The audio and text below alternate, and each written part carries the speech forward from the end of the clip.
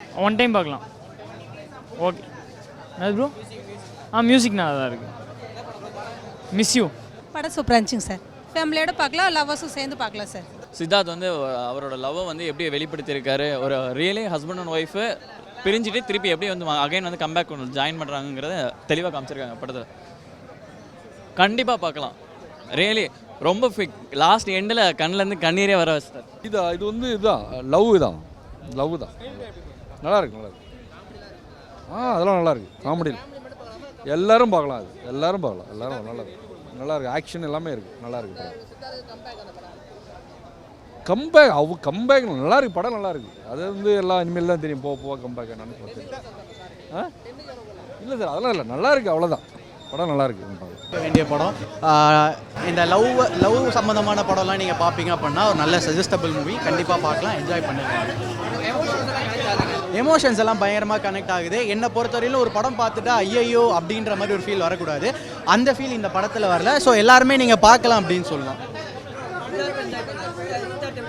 சித்தார்த் நல்லா பண்ணியிருக்காரு. இந்தியன் 2ல் வந்து அந்த சித்தார்த் அப்படின்னு சொல்லிட்டு ஒரு அந்த அவரோட கேரக்டர் வந்து நம்ம அந்த சோஷியல் மீடியா அப்படின்னு சித்ரா அரவிந்தன் அப்படின்னு கலாச்சிருப்போம். அது எல்லாத்தையுமே சரி பண்ணுற விதத்தில் இந்த படம் இருக்குது. கண்டிப்பாக ஒரு வாட்சபிள் மூவி சொல்லலாம். சூது கவுமை கம்பேர் பண்ணும்போது இந்த படம் கண்டிப்பாக பார்க்கலாம். படத்தோட டைட்டிலுக்கும் இதுக்கும் சம்மந்தமே இல்லைன்னு சொல்ல முடியாது. ரெண்டுத்துக்கும் சம்மந்தம் இருக்கிறதுனால தான் கதையை எடுத்திருக்காங்க. ஸோ பார்க்கலாம். நிறைய நீங்கள் பார்த்தீங்கன்னா கம்பேக் சித்தார்த் அப்படின்னு தான் போட்டிருக்கிறாங்க. இது டெஃபினட்டாக மக்கள் மத்தியில் திருப்பியும் சித்தார்த்தியா நான் வந்துட்டேன் அப்படின்னு சொல்கிற அளவுக்கு அவ்வளவு ஒரு நல்ல கதை இருக்கக்கூடிய படம் இது. ஸோ பாருங்கள்.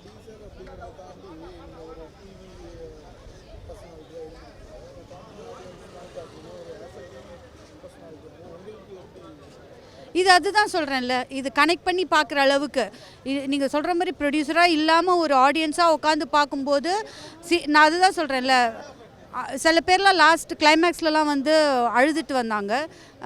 கைத்தட்டி சிரித்து என்ஜாய் பண்ணி அனுபவித்து ரொம்ப நல்லா இருக்குது அப்படின்னு வந்தாங்க.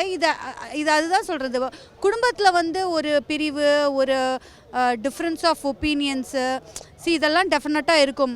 அதை பேஸ் பண்ணி வந்து லைஃப்பை வந்து வேறு கட்டத்துக்கு எடுத்து போகாமல் அது எப்படியும் நம்ம ரெனியூ பண்ணிக்கலாம் அப்படிங்கிற ஒரு நல்ல மெசேஜ் இருக்கக்கூடிய ஒரு படம்.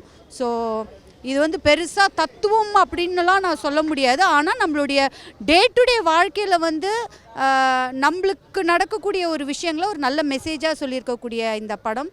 ஸோ எங்களுக்கு வந்திருக்கக்கூடிய ரெஸ்பான்ஸ் எல்லாமே ரொம்ப நல்லா இருக்குது, பார்க்கலாம், சூப்பராக இருக்குது அப்படின்னு தான் வந்து சொல்லியிருக்கிறாங்க.